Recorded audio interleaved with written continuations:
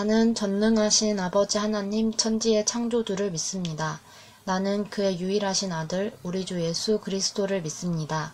그는 성령으로 잉태되어 동정녀 마리아에게서 나시고 본디오 빌라도에게 고난을 받아 십자가에 못 박혀 죽으시고 장사된 지 사흘 만에 죽은 자 가운데서 다시 살아나셨으며 하늘에 오르시어 전능하신 아버지 하나님 우편에 앉아 계시다가 거기로부터 살아있는 자와 죽은 자를 심판하러 오십니다.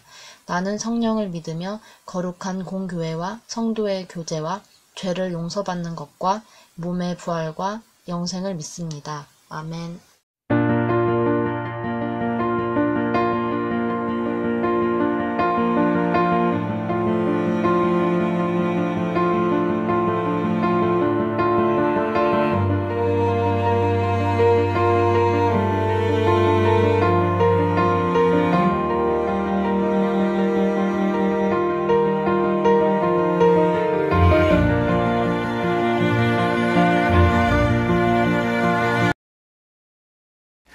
오늘 우리 함께 말씀 나눌게요.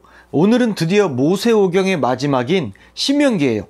이 신명기는요, 이스라엘 백성들이 광야 40년의 여정을 드디어 끝마치고 약속의 땅, 하나님이 주실 약속의 땅을 바라보면서 있을 때에 모세가 이스라엘 백성들에게 가나안의 땅에 들어가면 어떻게 살아야 할지, 그리고 하나님과 이스라엘 공동체는 어떤 언약 관계에 있는지, 순종과 불순종의 결과가 어떠한 것인지에 대해서 기록한 책이 바로 신명기입니다.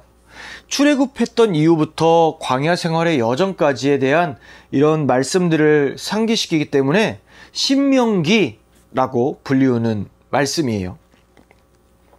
이 신명기를 통틀어서 있는 중심 주제는 6장 4절에서 6절까지입니다. 선생님이 읽을게요. 이스라엘아 들으라. 우리 하나님 여호와는 오직 유일한 여호와시니 너는 마음을 다하고 뜻을 다하고 힘을 다하여 내 하나님 여호와를 사랑하라. 오늘 내가 내게 명하는 이 말씀을 너는 마음에 새기고. 이것이 바로 신명기를 이끌어가는 중심 주제이자 하나님께서 오늘 저와 여러분들에게 신명기에 감춰졌던 하나님의 말씀의 진리를 우리에게 알려주시는 시간이에요.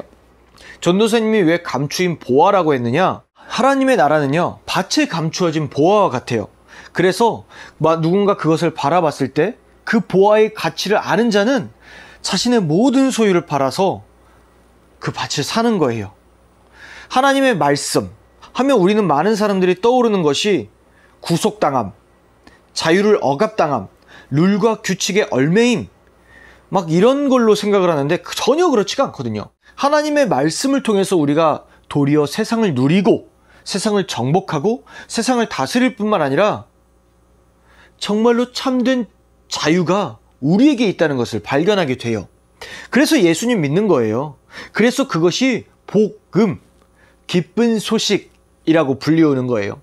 사실 많은 사람들이 복음 하지만 이 복음의 의미를 아는 사람들은 적어요. 그렇기 때문에 전도사님은 바로 이 6장 4절에서 6절을 여러분들과 함께 깊이 나누려고 합니다. 전도사님이 유튜브를 봤어요. 청년들이 교회에 나오지 않는 이유라는 제목의 동영상이길래 전도사님이 그걸 클릭해서 봤거든요. 어떠한 종교개혁 어쩌고저쩌고 하는 기독교 재단에서 만든 것 같아요. 청년들이 교회에 나가지 않는 부분에 대해서 동영상으로 나타났는데 전도사님 깜짝 놀랐습니다. 요약은 이래요. 첫 번째, 청년들이 교회에 나가지 않는 이유는 주일날 일을 해서, 주일날 일을 하고 나서 교회에서 예배 드리니까 너무 피곤해서. 두 번째는 어떤 거냐면 설교 말씀, 강단에서 들려지는 하나님의 말씀이 자신의 삶과에서 거리감이 있다고 느껴져서 라는 거였어요. 이것을 고백했던 사람은 기독교 교육과를 나온 사람인데 저는 그 영상을 제작한 사람이나 아니면 그 사람이나 정말 복음의 진리를 아나? 라는 생각을 했어요. 아니, 성경을 아나? 라는 생각을 했어요. 전도사님 왜 그런지 얘기를 해줄게요. 첫 번째, 주일날에 일하기는 것 때문에 주일날에 너무 피곤해서 예배드리기가 어려워요. 여기에 대한 설명이에요. 전도사님과 여러분들은 지난주 레위기를 통해서 하나님께 어떻게 예배드려야 되는지에 대한 것을 배웠어요. 하나님께 예배드리는 것은 가장 값진 것으로 신령과 진정으로 드려야 되는 거예요. 하지만 우리의 일상 가운데에서 그리고 우리의 현실 가운데에서 교회에 출석하지 못하는 경우가 굉장히 많아요. 여러분들도 마찬가지로 지금 코로나 때문에 교회에 출석하지 않고 있잖아요. 다들 이렇게 영상으로 하나님을 예배하고 하나님과의 친밀함의 관계를 누리고 있는 거죠. 또한 특수 직업들, 경찰관, 소방관, 군인, 당직을 하고 있는 의사 선생님들, 이런 사람들은요, 주일을 간헐적으로 지킬 수밖에 없어요. 정말로 일요일, 주일이 쉬는 날이어야만 예배를 드릴 수가 있어요. 그들은 당연히 교회에서 주일날 온전히 주일 성수라는 개념에서 참여할 수 없죠. 우리 출애굽기에서는 이 주일 성수의 개념이 하나님은 6일 동안 세상을 창조하셨고 7일간 바로 그때 휴식을 하셨기 때문에 쉬셨기 때문에 이스라엘 백성들이 7일날 쉬는 시간적 거룩, 시간적 안식일을 지키라고 합니다. 우리는 주일날 예배를 드리죠. 그렇게 해서 시간적 안식일을 지키려고 애를 쓰죠. 그런데 이 신명기에서는 우리가 주일 성수를 해야 되는 본질의 이유가 나오는데, 그것은 어떤 것이냐면 이스라엘 백성들을 하나님께서 애굽 땅 종되었던 곳에서 구원해 내셨기 때문에 주일을 지켜야 된다는 거예요. 다시 말해 이것을 오늘날의 우리와 적용해 보면 어떤 것이냐면, 우리는 구원받은 하나님의 자녀들이에요. 주일이라는 것은 우리가 구원받은 하나님께 감사하고, 그리고 그 은혜에 감사를 드리고, 내 믿음의 고백을, 내가 그리스도인임을 하나님께 고백하고, 그리고 마지막으로 내가 하나님의 자녀고 믿음의 결단의 고백을 하나님께 올려드리는 거예요. 더 하나님의 뜻대로 살기 위해 하나님과의 친밀함, 하나님과의 은혜 가운데 거하는 거예요. 그게 주일 성수의 본질적 의미의 개념인 거예요. 많은 사람들은 시간적인 주일을 지킴으로써 그것이 다 됐다라고 생각합니다. 그 성도의 의무가 됐다라고 생각합니다. 그런데 주일 성수의 본질적 의미가 뭐라고요? 하나님께서 나를, 죄인된 우리를 구원해 주심에 대한 감사의 고백이라는 거죠. 만약 그가 주일날 하나님께 예배드리는데 힘들어요, 일을 하기 때문에 못해요 라는 개념이라면, 일을 하는 그 상황과 환경 속에서도 하나님을 예배하는, 하나님께 감사할 수 있는, 구원함에 감사를 드리는 고백을 하기 위해 애썼을 거예요. 간호사들, 특수직업에 있는 사람들, 의외로 여러분들은 모르겠지만 교회에 출석하지는 못하지만 오히려 더 주일을 사모하면서 어떻게 하면 내가 그리스도인으로서 살 수 있을까, 하나님과의 친밀함을 누릴 수 있을까를 굉장히 많이 고민합니다. 여러분, 신명기에 나타난 주일의 본래적 의미를 기억하시길 바래요. 하나님의 친밀함에 누리는 것, 피곤할 수 있죠. 전도사님도 이 일을 많이 지금까지 했던 사람으로서 이렇게 주일날 일을 할 때도 있었어요. 근데 예배에 빠진 적은 없어요. 왜냐하면 전도사님은 성직자, 교육자라는 그런 개념이 있는 사람이거든요. 하나님의 사람, 하나님의 종으로서 많은 사람들에게 말씀을 전파하는, 말씀을 가르치는 전도사님 사명이 있는 사람이에요. 그렇기 때문에 예배를 빠지지는 않았어요. 대신 주일날 다 모든 것이 끝나고 돌아가서 일을 했을 때 그 일이 얼마나 많이 남았는지, 그 일이 얼마나 피곤한지 체력적으로, 육체적으로 당연히 부담이 돼요. 그런데 내가 하나님과의 친밀함을 누리잖아요. 하나님께서 내가 일할 수 있는 힘을 주세요. 사회적 시스템, 세상이 말하는 시스템은 저 사람과 경쟁관계의 시스템과 그리고 성과주의 시스템입니다. 실패하고 못났고 부족하면 내쳐지는 게 바로 세상에서 말하는 시스템이에요. 그렇기 때문에 많은 사람들은 일을 할 때 정말로 그 일을 즐기면서 하지 않아요. 10살짜리 아이한테 너 2시간 동안 네 맘대로 뛰어놀으라고 하면 정말로 잘 뛰어놀아요. 잠깐 쉬고 막 지치지도 않고 2시간 동안 헥헥거리면서 노는데, 10살짜리 아이한테 야, 너 지금 이제부터 2시간 동안 뛸 의무가 있어, 그냥 뛰어 하면은 30분도 안 돼서 10분도 안 돼서 지쳐버립니다. 그리고 울어버려요. 내가 정말 좋아하는 일, 내가 정말 감사할 수 있는 일에 그 일을 즐길 수 있는 것, 하나님이 함께 하실 때 가능하거든요. 내가 본질적으로 내게 주어진 맡겨진 일에 최선을 다할 수 있는 것은 하나님이 동행할 때 가능한 거예요. 왜냐하면 하나님이 나를 통해 일하시거든요. 하나님이 여러분을 통해서 또 일하시거든요. 하나님이 여러분을 통해 일하실 뿐만 아니라 여러분에게 일할 때 하나님의 기쁨을 또 주시거든요. 노동의 기쁨이라는 것이 있어요. 학업의 기쁨이라는 것이 있죠. 하나님은 여러분들에게 본질적인 선물을 주십니다. 그렇기 때문에 주일날 예배를 드리지 주일날 일 때문에 못 가고 그 주일날 예배 드린 게 피곤하다는 것은 내가 구원받은 자인가? 거기에 대한 감사가 있느냐 없느냐의 차이인 거예요. 하나님의 말씀이 들리지가 않아요. 여기에 대해서는 전선생님이 이야기를 해줄게요. 중학교 3학년 때 하나님을 인격적으로 만났어요. 솔직히 창피하지만 고백하면 전선생님 중학교 3학년 때 전학을 왔는데 전선생님 어린 시절에는 좀 계급 문화, 계급 사회가 이런 당연시되는 그런 지역에서 전도사님이 살아서 힘이 세면 강자, 절대복종, 권력 막 이런 피라미드 계급 구조에 아주 능숙했던 사람이에요. 전도사님 또 어린 시절에 장남이니까 거기에 대한 이런 개념이 너무나 풍부했어요. 그래서 전학을 왔는데 전학 온 첫날에 싸움을 했어요. 그래서 친구들이 전도사님을 피했어요. 전도사님 많이 외로웠어요. 사실 그래서 예수님을 만났지만 그 예수님을 만나면서 원수를 사랑하라, 원수를 내 몸과 같이 사랑하라, 이 말씀과 인자가 온 것은 섬기려 하고 도리어 자기 목숨을 대속물로 주려하게 하려 함이라, 이 말씀이 전도사님 마음에 크게 와닿았어요. 사랑이라는 단어가 크게 와닿아서 선생님 고등학교 시절부터 어떻게 하면 친구들을 섬길까 많은 고민을 했습니다. 그런데 사실 전도사님은 고등학교 때 복음의 본질적인 의미에서 굉장히 의심했었어요. 두 번째 말했던 설교의 말씀이 나한테 와닿지가 않아요. 내 삶과 거리가 있는 것 같아요. 그런 것처럼 복음이 이렇게 나를 힘들게 할까? 라는 생각을 했습니다.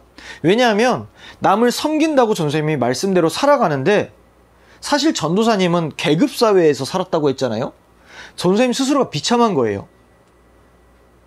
남을 섬긴다고 섬기고 사랑하려고 사랑하지만 예수님의 말씀으로 지키려고 이렇게 노력하지만 전도사님 마음엔 뭐가 있었냐면 얘가 섬기는 만큼 왜 너희는 나를 섬기지 않지? 나를 존중해 주지 않지? 난 그런 생각을 가지고 있었어요. 인자가 온 거는 섬김을 받으려 한 것이 아니라 도리어 섬기려 하고, 섬김을 받으려 하는 것이 아니라 이 말씀은 빼먹고 섬기려 하고, 이것만 본 거예요. 전도사님은 이 계급사회 구조 속에서 그런 개념이 있었기 때문에 친구들을 섬기는데 사랑으로 섬기지 않았어요.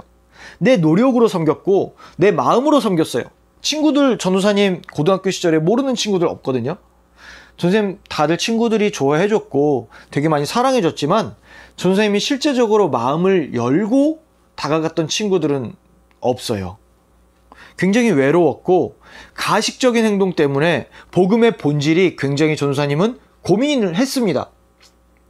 그런데 그 이유가 나중에 자세히 알고 보니까 하나님의 말씀은 나를 만족시키는 게 아니에요.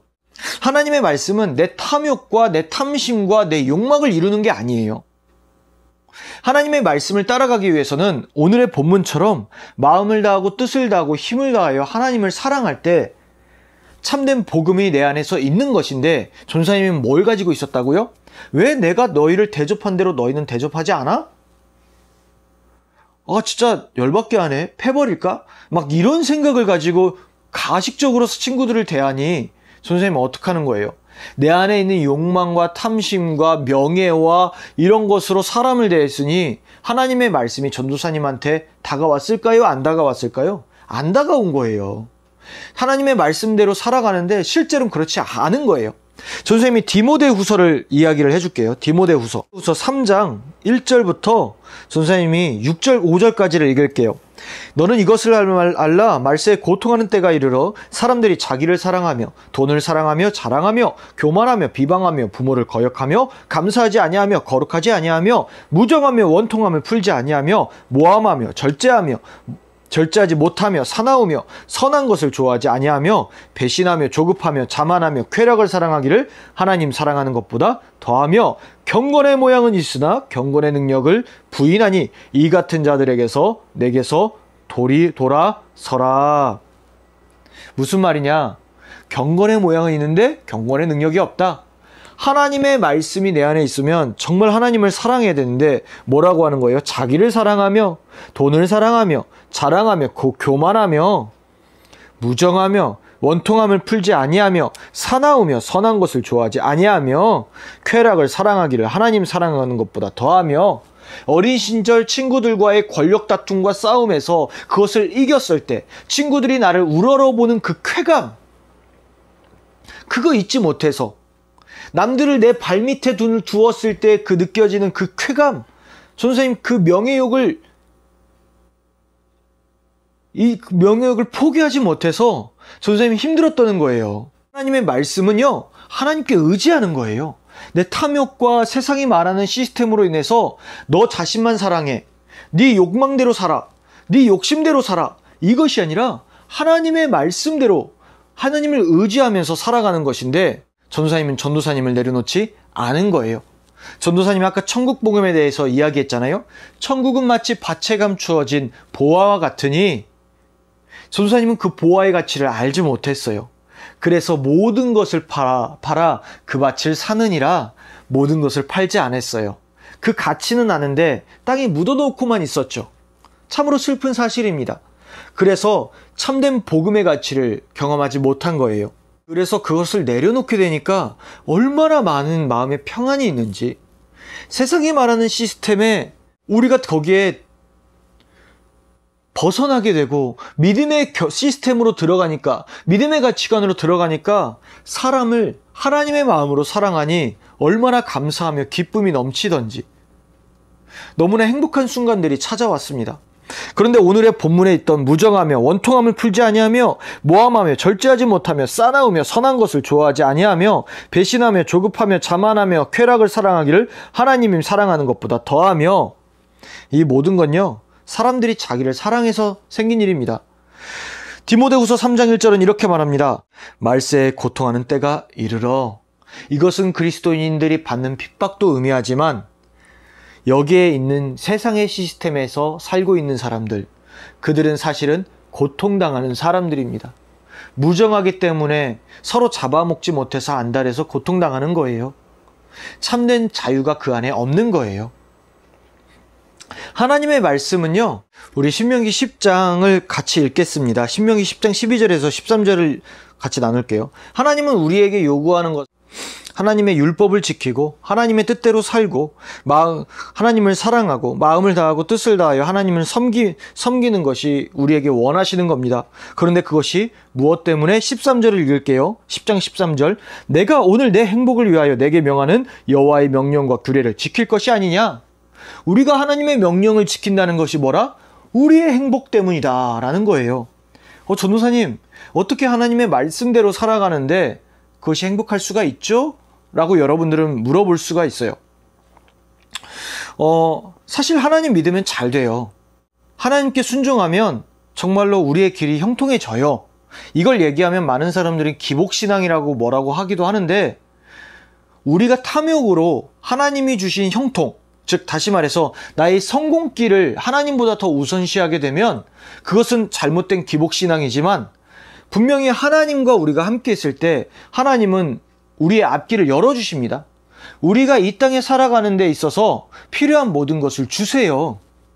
그런데 오늘날 많은 사람들은 기복신앙이라고 얘기하면서 하나님께서 우리의 문제를 해결해 주시고 하나님이 우리를 분명히 잘되게 해주신다는 것을 믿질 못해요. 하나님의 말씀에 순종하며 나아갈 때 하나님은 땅의 복도 누리게 하십니다. 그리고 우리 앞길을 열어주세요. 우리 신명기 12장을 볼게요. 신명기 12장 13절을 전도사님 볼게요. 내가 오늘 너희에게 명하는 내 명령을 너희가 만일 청종하고 너희 하나님 여호와를 사랑하며 마음을 다하고 뜻을 다하며 섬기면 여호와께서 너희의 땅에 이른 비 늦은 비를 적당한 때에 내리시리니, 이른 비 늦은 비, 곡물을 키웠을 때 그것이 가장 큰 열매를 맺을 수 있는 기후, 그걸 하나님이 어떻게 했다? 이스라엘 백성들에게 책임져 주겠다. 어떤 때에? 적당한 때에. 우리가 생각하는 때가 아니라 하나님 보시기에 가장 너희를 아름답게 만드는 적당한 때에 주실 테니까 너희가 곡식과 포도주와 기름을 얻을 뿐만 아니라 가축을 위하여 들에 풀이 나게 하리니 네가 먹고 뭐 할 것이다? 배부를 것이다. 하나님이 모든 것을 책임져 주겠다. 너희를 풍요와 번영, 당연히 하나님의 말씀에 순종하면 누리게 하겠다. 이렇게 말씀하는 거예요.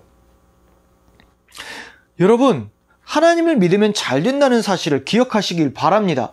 그것이 목적이 되진 않지만 그저 하나님을 의지하고 믿고 신뢰하고 따르는 거예요. 앞길의 변화에 뭔가 문제가 있어요? 친구들과의 관계가 문제가 있어요? 하나님께 맡기는 거예요. 하나님을 전적으로 신뢰하는 거예요. 하나님을 사랑하는 거예요. 하나님께서 우리를 다스리는 것을 허락하는 거예요. 선생님이 허락이라는 표현이 좀 웃기긴 하지만 하나님은 민감해서 우리가 원하지 않으면 안 하세요. 그런데 하나님을 떠나면 어떻게 되냐? 우리 그 이유를 볼게요. 16절을 보겠습니다. 너희는 스스로 삼가라. 두렵건대 마음에 미혹하여 돌이켜 다른 신들을 섬기며 그것에게 절함으로 여호와께서 너희에게 진노하사 하늘을 닫아 비를 내리지 아니하여 땅이 소산을 내지 않게 하심으로 너희가 여호와께서 주신 아름다운 땅에서 속히 멸망할까 하노라. 하늘을 닫아 비를 내리지 않는다. 지금까지는 내 인생 모두를 하나님께 맡겼으니 하나님이 책임져 주시는데 내가 내 욕망, 탐심, 내가 눈에 보이는 신을 향해 따라 나아간다면 어떻게 된다? 하나님 어쩔 수 없이 하나님은 하늘 문을 닫는다 라는 거예요. 하나님은 눈에 보이는 신이 아닙니다. 그래서 오늘의 본문의 말씀처럼 이스라엘아 뭐하라? 보아라가 아니라 이스라엘아 뭐하라? 들으라. 듣는 하나님이에요. 눈에 보이는 건요, 내 만족과 내 유익이 가득해요. 이스라엘 백성이 들어가는 가나안 땅, 눈에 보이는 신들이거든요. 그 신들은 어떤 신들이냐면 자신의 아들을 인신제사를 드려요. 첫 아들을 죽여요. 그 신에게. 목적은 풍요와 번영 때문에. 두 번째, 그들은 성적으로 굉장히 문란해요. 왜냐하면 내 몸이 좋은 대로, 내 눈이 좋은 대로 남녀노소 친척 가리지 않고 굉장히 문란한 성적인 관계를 맺으며 자신의 풍요와 번영을 위해 쾌락을 위해 살아가요. 선생님이 디모데후서 3장에 말씀한 것처럼 쾌락을 사랑하며, 쾌락은 사실은 메마르지 않는 샘과 같아요. 그렇게 살아간다는 거예요. 여러분 하나님 의지하십니까? 하나님 믿으십니까? 여러 가지 진로 때문에, 비전 때문에 하나님께 얼마나 많이 여러분들을 맡기십니까? 하나님 믿으시기 바랍니다. 하나님 의지하시기 바랍니다. 정말로 하나님 좋은 거 주심을 확신하시길 바랍니다. 들으라. 우리 하나님, 너희의 하나님 여호와는 오직 유일하신 하나님이시니 하나님은 눈에 보이는 하나님이 아니라 말씀하시는 하나님이라. 그렇기 때문에 우리의 싫은 것도 내려놓고 우리의 탐욕과 탐심을 내려놓고 하나님의 말씀대로 따라 나아가야 한다. 그렇게 될 때 어떻게 된다? 하나님께서 우리에게 큰 축복을 주신다. 믿으시기 바랍니다. 자, 전도사님 또 얘기를 할게요. 세상에서 말하는 또한 시스템의 법은요, 가나안 시스템의 법은요, 세상에서 말하는 행복은요, 성경에서 말하는 행복과 다릅니다. 세상에 말하는 행복은요, 전도사님이 인스타에서 봤던 거랑 같은 거라고 생각이 해요. 인스타에서 연봉 6,300버는 남자 해가지고 이렇게 있던 게 있어서 전도사님 봤는데 깜짝 놀랐어요. 댓글이. 일단 내용을 설명을 하자면 연봉 6,300버는 남자가 있대요. 근데 결론은 돈이 부족하다예요. 왜 이렇게 살기가 힘들까라는 내용이었어요. 댓글에 있는 사람들은 뭐라고 하냐면 맞아, 6,300 이하는 결혼하지 말아야 돼. 6,300 이하는 아이를 낳지 말아야 돼. 우리의 삶이 왜 이렇게 힘이 들까? 정말 자괴감 든다. 돈 벌어야 돼. 행복의 가치가 돈, 학벌, 승진. 세상이 말하는 쾌락을 어떻게 하면 이룰 수 있을까? 그게 그들이 말하는 행복의 기준이에요. 돈? 너무나 중요하죠. 정말로 중요하다는 걸 전도사님이 인정합니다. 그런데 행복의 기준이 과연 물질로 판단이 되는 걸까요? 전도사님이 2009년, 8년부터 거의 10년까지 이렇게 사역을 하면서 전도사님 있는 팀이 이렇게 부자들을 이렇게 사역한 적이 있어요. 연예인들도 이렇게 사역을 하고, 지금은 하지 않지만 그때 당시 그래서 호텔이나 이런 데서 대접을 굉장히 많이 받았어요. 7일 동안 막 굉장히 맛있는 호텔 식사를 전도사님이 했어요. 비싼 한정식집, 정말로 막 이름도 막 줄 서서 먹는 맛집, 그리고 막 호텔 뷔페들, 막 힐튼 호텔, 63빌딩 모텔, 막 정말 장난 아니에요. 삼시세끼 다 먹었어요. 그런데 전도사님이 시간이 지나니까 무슨 생각을 하냐면, 더 맛있는 거 없나? 처음엔 맛있었는데 더 맛있는 게 분명히 있을 텐데, 이 생각을 하고 있더라고요. 그리고 먹었던 것을 판단하고 더욱더 맛있는 것, 맛없는 것을 구분하고 있었습니다. 호텔 뷔페 얼마나 맛있어요. 63빌딩 가본 친구들이 있겠지만 엄청 맛있어요.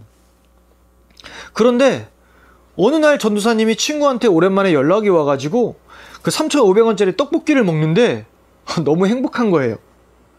물론 그 전도사님이 사역했을 때 성도들이 이렇게 전도사님들을 대접했을 때, 저희 선교팀, 전도사님의 선교팀을 대접했을 때 그때 그 마음 너무 소중하고 귀하고 감사했지만, 전도사님이 정말로 행복함을 누렸을 때는 비싼 호텔 음식이 아니라 무엇이었냐면 친구들과 함께 웃는 그 행복한 미소였어요. 그 3,500원짜리 떡볶이가 전도사님은 호텔에서 먹었던 그 모든 음식보다 더 맛있었고 행복했어요. 행복의 가치는 돈과 탐욕과 탐심으로 이루어지는 것이 아니에요. 내가 얼마나 사랑하는 사람과 있는가, 내가 얼마나 내 주변에 소중한 존재와 함께 있는가, 사랑과 희락과 화평이 내 안에 얼마나 가득한가, 이게 믿음의 가치이고 행복의 가치거든요. 연봉 6,300 넘는 사람 이 땅에 많지 않아요. 전도사님 지금 이 시대의 가치로 말이에요. 거의 4,500에서 거의 3,500 될걸요? 뭐 맞벌이 하는 분들이 그 정도 되겠어요? 그런데 그것을 목적으로 우리가 학벌, 성공, 물질을 향해 나아간다면 그것을 따라가지 않는 사람들은 패배자인가요?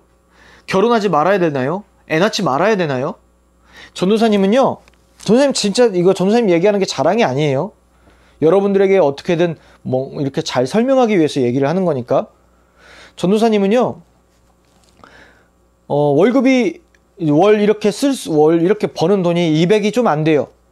230이 될 때도 있고 250이 될 때도 있고 200이 될 때도 있고 190이 될 때도 있고, 어쩔 때는 80만 원, 98만 원으로 생활도 해요. 11조 같이 합쳐서. 그런데 전도사님이 1억 버는 사람과 전도사님과 이렇게 행복하십니까? 라는 이런 질문이 나오면 전도사님 얘기할 수 있을 것 같아요. 행복해요. 진짜 행복해요. 왜냐하면 하나님이 나의 기업이거든요. 세상에서 말하는 행복의 기준은 더욱더 높은 가치를 향해 나아가고 남들을 밟고 올라가고 이렇게 쭉쭉쭉 올라가면서 결국엔 쾌락과 탐욕과 탐심으로 향해 나아가지만, 하나님이 나의 기업이기 때문에 하나님께서 늦은 비와 이른 비를 주신다는 걸 전도사님은 알아요. 그래서 전도사님 우리 예준이에 대해서 걱정 없어요. 전도사님 아내와의 행복의 기준에서 걱정 없어요. 전도사님이 더 사랑하면 되고, 전도사님 아내도 사모님도 전도사님 더 사랑해 주니까 정말 행복해요. 함께 있어서 좋아요. 돈 걱정? 있죠. 그런데 크게 걱정하진 않아요. 하나님이 함께 하시니까 전도사님이 주어진 일에 최선을 다할 뿐이에요. 하나님이 한 번도 굶긴 적 없어요. 하나님이 한 번도 전도사님 나락으로 빠뜨린 적 없어요. 언제나 그 나락의 순간에서 구원하셨어요. 근데 전도사님뿐만 아니라 수많은 사람들이 경험한 하나님과의 친밀함의 관계 중 하나예요. 그런데 여러분들에게 많은 세상은 세상의 시스템으로 계속 미혹하고 있다는 거예요. 복음, 예수 그리스도로 말미암은 행복의 기준은 믿음과 화평과 소망과 사랑입니다. 하나님은 내 안의 것을 누리게 하세요. 전도사님, 우리 풍요와 번영으로 우리를 탐욕으로 이끌어가는 것이 아니라 하나님의 인도하심 가운데 내 주변의 모든 것을 풍요롭게 즐겁게 누릴 수 있도록 도와주세요. 그래서 뭐다? 기쁜 소식인 거예요. 우리가 구원받은 하나님의 백성으로서 이 땅을 누리며 살 수도 있어요. 이 땅을 천국처럼 누리며 살 수도 있기에 복음인 거예요. 사람들과의 관계에 어려움이 있어요? 기도하면서 하나님의 마음을 품으면서 그에게 나아가는 거예요. 원수를 내 몸과 같이 사랑하라. 이런 말씀 들으면은 내가 왜 저 원수를 미워할까 하는데, 이미 미워하기 때문에 원수예요. 미운 사람이니까 원수예요. 내가 비록 미울지라도 그가 정말로 필요할 때, 그가 정말 절망 속에서 있을 때 그에게 예수의 마음으로 필요와 만족을 채워주는 것, 그것이 원수를 내 몸과 같이 사랑하는 환대의 성경의 말씀이거든요. 그런데 우리는 하나님의 말씀을 너무 억압되어 생각해요. 그래서 신명기는 이렇게 말합니다. 그 율법은 너에게 멀리 있는 것이 아니라 바로 너와 가까이 있는 것이라. 그러니 네가 능히 그것을 행할 수 있다 라고 말이에요. 우리 마지막으로 신명기 30장 전도사님과 함께 말씀을 읽고 마치도록 하겠습니다. 신명기 30장 20절이에요. 내 하나님 여호와를 사랑하고 그의 말씀을 청종하며 또 그를 뭐하라? 의지하라. 그는 내 생명이시요 내 장수이시니 여호와께서 내 조상 아브라함과 이삭과 야곱에게 주리라고 맹세하신 땅에 네가 거주하리라. 하나님의 언약의 그 땅에, 하나님의 천국의 그 세상에 네가 거주하리라. 우린 죽어서도 당연히 천국에 가지만 하나님의 놀라운 복음은 우리가 있는 이 땅, 이 발에도 거한다는 사실이에요. 뭐하라? 여호와를 사랑하라. 그의 말씀을 청종하라. 그를 의지하라.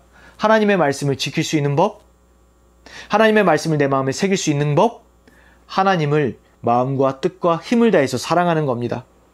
그렇기 위해서는 하나님이 어떤 분이냐? 유일하신 하나님이다. 정말로 의지하실 만한 하나님이다. 우리 같이 하나님을 더욱더 의지하기 바랍니다. 우리 함께 전도사님과 함께 기도할게요.